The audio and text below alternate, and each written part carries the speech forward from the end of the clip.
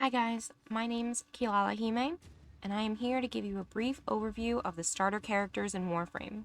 Warframe is an extremely in-depth game with a lot of information, so I'd like to go over the basics. I'll have future videos if you want to learn more, but this will give you just a quick explanation to get you started. Also, don't worry, if you don't like your chosen frame, you'll be able to earn the other two starters as well as dozens more along the way. By the way, each Warframe has a passive ability and 4 castable abilities that you'll be able to level and earn as you level up your Warframe. First off is Volt. He was my first Warframe when I started playing years ago, and I had so much fun zapping the enemies left and right. If you enjoy speed, crowd control, and increased damage output, Volt might be the starter for you. Volt's passive reads traveling along the ground between Volt's attacks by walking, running, or sliding. You will build up static energy, adding a bonus electricity damage towards Volt's next attack or ability cast. For every 1 meter traveled, you earn 5 points of electricity damage, accumulating to a maximum of 1,000 points. This might not seem like much, but trust me, you move around a lot with this frame, so the damage adds up quickly. Volt's first ability is called Shock, and it launches a shocking projectile and stuns and deals high damage to a single target and chains to nearby enemies. This ability is pretty much self-explanatory, and it costs the smallest amount of energy to activate, so expect to use this ability a lot early on. His second ability is Speed, and the most used ability of any Warframe. That's because you give yourself and nearby allies movement speed as well as reload speed. Warframe is a fast-paced game, and going faster is almost always a bonus. Plus, who doesn't want to go fast? On to his third ability, Electric Shield. Volt deploys an obstacle of energy, providing cover in any situation. This description does not do this ability justice. Warframe has a habit of under-describing abilities, and there's usually more than meets the eye. First of all, you can carry or leave the shield in place. Second, once you cast this ability, you can actually use Volt's first ability on the shield to electrify it. Yes, it's as cool as it sounds and quite useful. Also, there's a third and major perk to his electric shield, and that is a damage buff. When shooting through the shield, Volt and any allies can get a damage buff for those shots. This is extremely helpful for boss fights and makes Volt a valuable member to any squad. Now for Volt's fourth ability, Discharge. You paralyze nearby hostiles with a damaging electric charge. This also shocks approaching enemies. This ability is amazing crowd control and gives you time to damage enemies since they can't move. It also damages the enemies hit by it and can one-shot lower level enemies once you level up. Overall, Volt can be a lot of fun to use and well worth your time. Some find him tedious after a while, but you'll have other frames you can earn after you play for a bit. The next option is Excalibur. He is basically the poster boy for Warframe and is usually the starter most people suggest. That's because he is very straightforward and easy to play. His passive ability has improved mastery of the Tenno Art of the Blade, receiving 10% attack speed and 10% damage bonuses for melee attacks while wielding any swords. This passive suits him perfectly since his fourth ability is a sword. Excalibur's first ability is Slash Dash, which means you will dash between enemies while slashing the exalted blade. This ability is great for closing the gap between you and the enemy, as well as doing a decent amount of damage. His second ability is Radial Blind. This emits a bright flash of light, binding all enemies in a small radius for several seconds.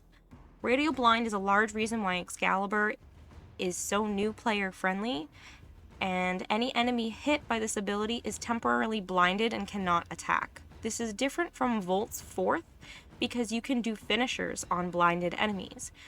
Finishers are a huge increase in damage and counts as a stealth kill, allowing you to earn more experience. The ability does not last long, but it's absolutely powerful. Now on to Excalibur's third ability is Radial Javelin. This ability launches javelins towards the enemies, dealing high damage and impaling them to walls. This ability is a little misleading because it doesn't impale higher level enemies unless they're at lower health. This can be great if you need space and want to cause damage to multiple enemies at once. His fourth ability is called Exalted Blade. You summon a sword of pure light and immense power. This ability is also underexplained. You can cast this ability just like any other, but its stats are affected by the level of the Warframe as well as its own level. It's a castable melee weapon that only Excaliburs can use. Overall, Excalibur is a well-rounded frame and easy for beginners as well as fun. Now on to the final starter option, Mag. Mag is harder to begin with than the other two, but she can be a ton of fun as well as extremely useful. Her passive allows you to easily collect nearby items just by bullet jumping. You'll want to bullet jump often, so this is a nice bonus. Her first ability is Pull. You get a magnetic force, pulls enemies towards you, stunning them and bringing them into melee range.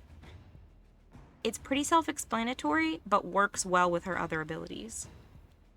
Her second ability is Magnetize. This ability has two parts. If you cast her ability by tapping, you will enclose a target in a magnetic field, ensnaring nearby enemies and dealing damage over time. Bullets and shards created from Polarize increase this damage. Some weapons make this ability more valuable as well because you can get more damage per shot.